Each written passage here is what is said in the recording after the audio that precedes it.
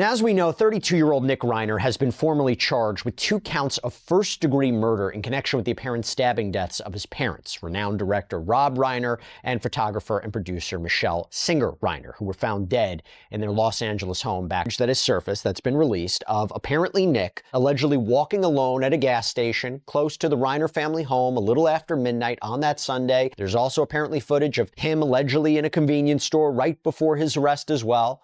By the way, I will tell you, I think his apparent demeanor in that footage, assuming it's him, could be critical in a potential defense, which I'll talk about. Hollywood feels frozen right now, and it hasn't felt like this in decades. Not since the era when old legends quietly ruled the industry has there been this kind of uneasy silence. This isn't ordinary shock or temporary grief. It's a deep chill moving through studios, sound stages, and closed-door meetings across Los Angeles. When the first whispers spread about the quiet home in Brentwood, insiders expected the usual response: a brief statement, carefully chosen words, and then complete silence. That's how Hollywood normally handles tragedy. Control the message, move on. What we haven't discussed yet are the potential defenses to be on the lookout here. Because as we go through this evidence, you do have to wonder, is this a slam dunk case for the prosecution or not? That is what we want. But this time, everything shifted overnight. Because this time, Tom Cruise stepped forward himself. No publicist, no delay, no rehearsed talking points. And that's what shook everyone. Tom Cruise is famously private. He avoids personal commentary at all costs, yet he cut through his packed schedule and chose to speak anyway. Not for attention, not for image, but because, as he quietly told people close to him, the truth mattered too much to ignore. This wasn't a calculated move. It was personal, raw, real. The most guarded man in Hollywood broke his own rules, and the industry felt it instantly. He didn't send a representative. He didn't wait for cameras to chase him. He spoke directly, because what happened to Rob Reiner and Michelle Reiner was something he felt he owed to the man who helped shape his career at a critical moment.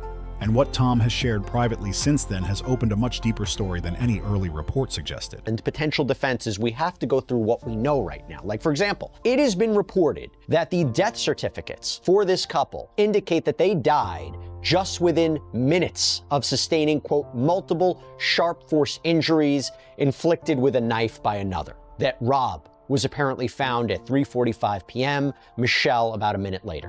By the way, it was reported that the couple's daughter, Romy, was the one who found her father dead after the couple weren't responding to a scheduled massage therapy. If you remember the early 1990s, you already know what Tom and Rob built together. A Few Good Men became iconic. But Tom isn't talking about box office numbers or awards. He's talking about Rob Reiner, the person, the mentor, the protector, the man who quietly carried an emotional weight few ever saw. For years, Rob had been struggling with concerns about his son, Nick. Not publicly, not dramatically, but privately and mostly in silence. This isn't gossip. And people in the industry know that. This is personal. And it's rattling Hollywood in a way no one was prepared for. The whispers aren't playful. The silence isn't polite. It's heavy. People close to Tom say his voice has changed. The usual unstoppable energy is gone, replaced by something distant and worn down. Like everything he's learning hit him all at once and aged him overnight. Nick was arrested hours later in the Exposition Park area near USC, the Santa Monica hotel room where Nick apparently checked into at around 4 a.m. Sunday the 14th, apparently using his own credit card, which is, by the way, potentially quite incriminating because he reportedly had been living in the back house of the Reiner's property, so why check into this place at all times? And this all comes as it was also reported Nick had attended a party at Conan O'Brien's house the night before the killings, in which he allegedly went around asking strange questions to guests, got into this apparent weird interaction with actor Bill Hader, then had some sort of loud argument, potentially with his father at the party. His parents left. This isn't about losing a legendary filmmaker. It's about watching a family he's known for decades quietly fall apart in real time. According to those familiar with the moment, December 14th began like any other long night. Tom was deep into a late production meeting when his phone buzzed. On the line was a longtime Los Angeles law enforcement contact, someone he's trusted since his earliest days working in the city. The moment the call connected, everything shifted. 2 names were spoken: Rob, Michelle, then silence. What followed froze Tom in place. He didn't speak for several minutes. He just stood there, staring out at the glowing city skyline. The same Hollywood Rob Reiner helped shape into what it is today. The official wording was cold and clinical, describing a domestic incident involving serious injuries. But those words barely scratched the surface of what investigators encountered that night. And this is where Tom's account takes a darker turn, because he isn't just talking about what happened, he's talking about what led up to it. Tom has acknowledged that he knew tensions between Nick and his parents had been building for months. During a private dinner earlier this year, Rob grew unusually quiet when the conversation turned to his children. For a man known for filling every room with warmth and humor, that silence stood out. Now, those close to the family believe it may have been a warning. Tom remembers Rob saying the cycle was getting harder to break. He wasn't speaking casually. He was describing years of strain, resentment, and emotional exhaustion that had gone far beyond normal family conflict. This wasn't youthful rebellion anymore. It had become something heavier, more complicated. What haunts Tom most is realizing this didn't come out of nowhere. He believes it was the result of months, maybe years, of pressure building behind closed doors. Rob and Michelle tried to fix things with love alone, without the boundaries needed to protect themselves. That realization is what hurts the most. Tom believes Hollywood's deep respect for the Reiners' privacy may have kept people from asking uncomfortable questions when it still might have mattered. Looking back, even a short message Rob once sent him about the cost of legacy now feels different. What once sounded reflective now feels like a quiet signal that things were spiraling. Then came the moment no one could process. Nick Reiner's arrest. The charges sent shockwaves through Hollywood's inner circle. Tom was quick to point out the cruel irony.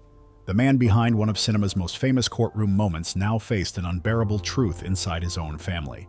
Investigators have remained tight-lipped, but through Tom's private conversations, a far more unsettling picture is emerging. This wasn't random. It wasn't chaotic chance. There were no signs of intrusion, no theft, no outside interference. This was deeply personal. Tom has been clear about one thing. He isn't buying a polished narrative. While legal teams prepare to focus on pressure and mental health, Tom believes Rob Reiner would have wanted honesty over excuses, accountability over spin, no matter how painful. What breaks him most, though, is Michelle. While much of the world focused on Rob, Tom knew the partnership behind the work. He says Michelle was the rhythm, the balance, the steady force that made everything function, and her absence is being felt everywhere. She had been the peacekeeper for years, the one who stepped in when tensions rose, the one who absorbed stress, so Rob didn't have to dot learning that she was hurt with the same intensity changed everything for Tom. In his mind, it pointed to something deliberate, not spontaneous, and deeply unsettling. That's why he believes the January 7th trial will become one of the most emotionally charged legal moments the state has seen in years. As more of Tom's timeline comes out, one truth is becoming impossible to ignore. Hollywood's silence wasn't just about respect, it was fear. Fear of admitting how close to home this really hit and how easily it could have happened to anyone behind those gates, guards, and high walls. And this is only the beginning. This has moved far beyond fame or image management. For Tom Cruise, this isn't about headlines or public reaction. It's about losing someone who felt like a spiritual father. And it's about the painful realization that Hollywood, with all its power, polish, and protection, may have unknowingly sheltered something deeply broken behind closed doors. Tom didn't break his silence for attention. He did it because he refuses to let Rob Reiner be remembered only through tragedy. This was the man who taught him discipline, compassion, and restraint, a man who shaped him at a moment when fame could have easily taken over. Tom believes the only way to honor Rob properly is to tell the full emotional truth, even when it's uncomfortable. As the January 7th trial approaches, the truth Tom is trying to protect feels like the final defense of Rob's legacy. Quiet conversations among security teams and longtime private staff paint a chilling picture. What they describe isn't just conflict. It's betrayal at the most personal level. Sources say the confrontation unfolded inside the Reiner home, in spaces meant for safety and rest. That detail alone has shaken many people who knew the family. One point has affected Tom more than any other. Rob appears to have been completely caught off guard. To Tom, that suggests trust, hesitation, or the kind of disbelief that only exists when family is involved. It feeds into what Tom now calls the danger of boundless love, an idea once discussed casually in Hollywood, but now painfully real. When problems are softened, dressed up, or quietly delayed, they don't disappear. They grow. And this time, Tom says that cycle has to stop. What weighs on him deeply is how this moment casts a shadow over Castle Rock Entertainment, a company built on heart, meaning, and human stories. The irony that Rob's own story ended so coldly is something Tom admits he struggles to even think about. He's been reaching out quietly to people he trusts, names like Meryl Streep and Tom Hanks, trying to figure out how to support Roy and Jake Reiner. They are now carrying an impossible weight, managing a massive estate while trying to process how their own brother ended up facing life-altering charges. Tom says this isn't only about one night. It's about the emptiness left behind in Hollywood's creative and charitable circles. Rob wasn't just a director. He was a mentor, a guide, a stabilizing presence, and his absence has created a void no one knows how to fill. Tom has also acknowledged seeing internal records tied to Nick Reiner's past recovery efforts. Rob handled those situations with extreme discretion, sparing no expense. He invested time, resources, and protection, not only to help his son but to shield the family from public scrutiny. Every setback was met with another safety net, another second chance, built from love, influence, and privilege combined. But now, Tom is openly questioning that system. He believes Hollywood's instinct to protect its own, to delay accountability, may have played a devastating role by insulating Nick from consequences for far too long. For years, the industry operated under the illusion that problems could always be fixed later, that love and money were enough, that accountability could wait.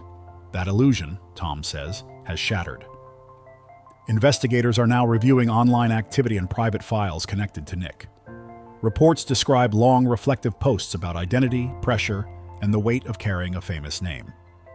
To Tom, those words don't show confusion or impulse. They show intention, a mindset built over time. And what makes it even more unsettling is this. Tom doesn't believe this was ever about money. Nick already had access to resources. In Tom's view, the struggle was psychological, an attempt to escape identity rather than live up to it. Those close to Tom say he's visibly changed. The confident presence people expect is gone, replaced by quiet grief and exhaustion. He's no longer speaking as a movie star. He's speaking as someone mourning the man who grounded him when fame threatened to pull him apart. Tom has said Rob was the only director who could slow him down, the only one who made him feel scenes instead of perform them. Rob taught him timing, restraint, and integrity, how to move with honesty in a town built on illusion. That's why this loss cuts so deep. Tom admits the hardest truth to accept is that a man who stood for loyalty, compassion, and honesty was ultimately betrayed inside his own family. That realization has forced him to question everything he once trusted about Hollywood's inner circle, about loyalty, legacy, and the real cost of protecting your own at any price. Nick's legal team, led by Alan Jackson, is reportedly pushing to keep key records sealed, citing privacy for surviving family members. But Tom is not staying quiet through his own legal channels. He is calling for transparency. He believes secrecy is exactly how tragedies like this repeat.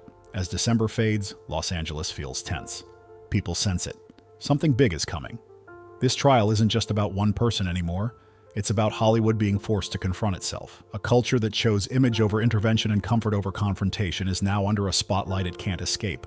Tom has stepped forward not because he wants attention, but because, in his words, he has nothing to gain and everything to lose. And this still isn't the full story. Tom ended with a clear call to action. Mourning, he said, is no longer enough. According to Tom Cruise, the industry must change how it supports families long before pressure turns into something irreversible.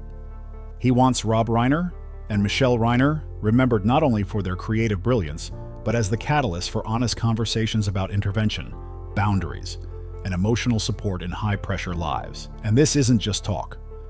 Sources say Tom is already backing those words with action, quietly funding a foundation in Rob and Michelle's names, focused on helping families navigate fame, stress, and internal crisis before it's too late. One line he shared privately has already spread through Hollywood.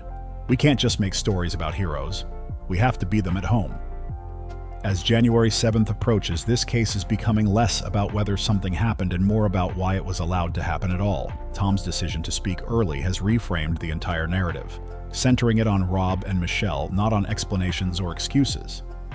Insiders say the weight of the evidence is overwhelming. Even people close to forensic review have quietly acknowledged that what unfolded inside that home followed a timeline investigators describe as deliberate, not chaotic. What stunned Tom most was learning that Rob and Michelle were found in different parts of the house. That detail alone suggests separation, confusion, and the inability to reach one another when it mattered most. For Tom, imagining Rob, the man who brought warmth and humanity to millions, experiencing fear inside the home he built with love is something he says will stay with him forever. He believes that image will linger over Hollywood for years, a reminder that status, money, and legacy do not protect anyone from what happens behind closed doors. Tom has been clear about one thing. He isn't trying to tear down Rob's legacy. He's trying to humanize it. He wants the world to remember Rob not as untouchable or mythic, but as a husband and father doing his best under impossible pressure. In Tom's view, Rob didn't fail because of weakness. He struggled because unchecked pressure can crush anyone when it's carried alone. As Los Angeles braces for January, tension is everywhere. Security around detention facilities has increased. Legal experts say this could become one of California's most closely watched trials in decades, not because of fame, but because of what it exposes. At the center of it all, Tom continues to speak, not out of anger, but responsibility. He's admitted openly that silence made him part of the problem. That's why he refuses to stay quiet now. He calls this a collective failure. An entire community that saw strain and chose discretion over intervention. One detail Tom revealed shook even seasoned investigators. Early reports mentioned injuries, but later findings showed they came from something ordinary, something already inside the home. That detail changed everything. It transformed the story from distant tragedy into something painfully personal, a betrayal made possible by trust. Tom emphasizes this point because he wants people to understand how easily familiar spaces can become dangerous when warning signs are ignored. Investigators say the sequence shows an emotional surge followed by colder, more controlled behavior. Panic first, then calculation.